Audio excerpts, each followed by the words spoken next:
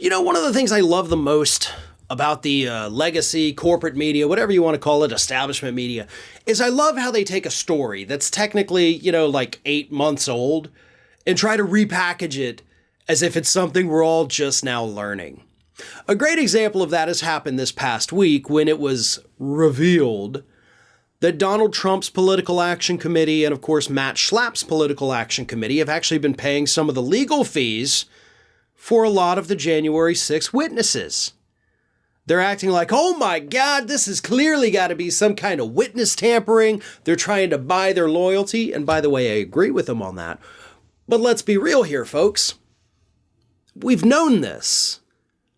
I've done videos on it here. I've done videos on it for Ring of Fire months ago. None of this is new information.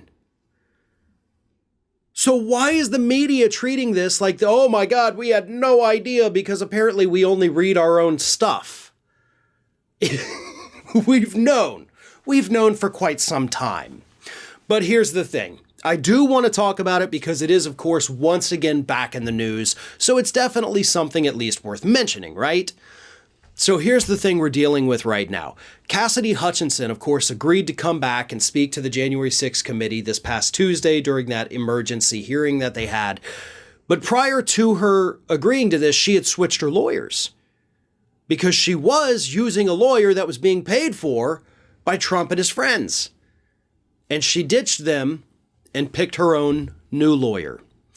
We also have, from what these reports say, about a dozen, I guess, Trump people who are paying the legal fees or who are having their legal fees paid by either Trump's Political Action Committee or the, American Conservative Union's First Amendment Fund is what they're calling it.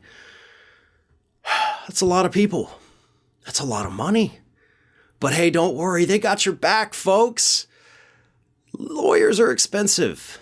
Anybody who's ever had to hire one understands that. And let's be very clear, most of the people that the committee has either subpoenaed or requested, hey, come on in and talk to us, these are not wealthy individuals. Okay, they're not all people with Trump family money. A lot of them are just regular old staffers working on a staffer's salary. That's really not enough to be able to pay for some of the best legal representation in this country. And depending on how many hours you have to have their guidance, you're talking about tens of thousands of dollars in bills that these people simply do not have the money to pay for. So in comes the American Union bullcrap, whatever it is, conservative union. In comes Donald Trump's Save America PAC saying, hey, don't worry, buddy. You did such a good job working with our administration. We're going to take care of you. We're going to pay your legal fees for you. So you just, do your thing. And it's the wink and nod of that could end up creating a very serious problem. There technically is nothing illegal about these groups paying the legal fees for these potential witnesses. That's perfectly legal. It shouldn't be, but it is. Where you jump into the realm of, witness tampering, which is, of course, a federal crime, is when you have the wink and the nod. Like, you just remember who's paying the bills. Remember where you came from. Don't forget your good buddies over here. You want to stay in our good graces? Then you know what to do. And in fact, that phrase right there is actually one that one of the witnesses has actually told the committee that they got from Trump's allies. So yes, the committee is kind of focusing now on this witness tampering thing. I think this would actually be something more along the lines of what the DOJ needs to look at.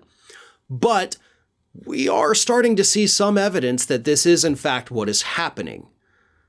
And again, the biggest problem is that we've literally known for months that this was happening, but the media is trying to pretend that we've only just learned about that in the last few days, when in reality we should have been investigating this probably as recently as this past January.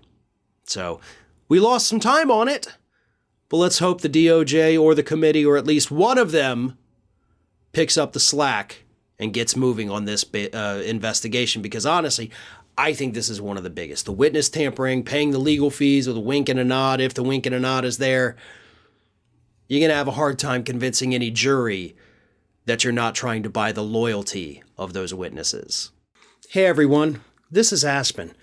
And did you know that for the low cost of $0 per day, you can subscribe to the Fair and Balanced YouTube channel?